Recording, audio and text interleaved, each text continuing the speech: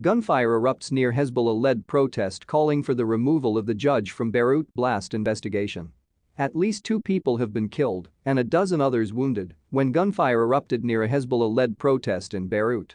Hundreds of Hezbollah supporters and allies wearing black gathered at the Beirut Justice Palace on Thursday calling for the removal of Judge Tarek Bitter from the Beirut port explosion probe, accusing him of being biased and an American slave.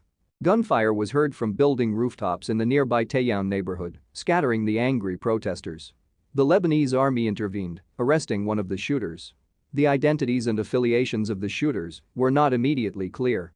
At least 2 people were killed and 12 others wounded by gunfire. Prime Minister Najib Mikati called for calm, and the army urged civilians to leave the area around the incident and warned they would shoot anyone opening fire. In a statement, Hezbollah and Amal movement called on their supporters to remain calm and not be drawn to malicious discord.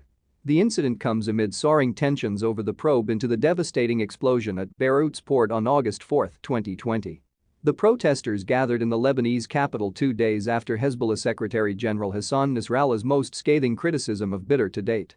Nasrallah accused the judge of politically targeting officials in his investigation. Bitter has for months tried to pursue ex-ministers Orly Hassan Khalil, Ghazi Zaider, Nawhed Machnik, Youssef Finianos, as well as former Prime Minister Hassan Diab. Khalil and Zaider belong to the Amal movement, a Shia party led by Speaker Nabih Berri and closely allied to Hezbollah. Khalil and Zaider issued a legal complaint on Tuesday, which forced Bitter to temporarily suspend the investigation moments after issuing an arrest warrant for Khalil. The European Union and United States State Department called for the investigation to resume without obstruction. More than 200 people were killed and more than 6,500 wounded in the explosion at Beirut's port last year when a huge stockpile of ammonium nitrate, which had been stored unsafely at the port for years, detonated. The judge has also asked to summon General Security Chief Major General Abbas Ibrahim and State Security Head, Major General Tony Saliba.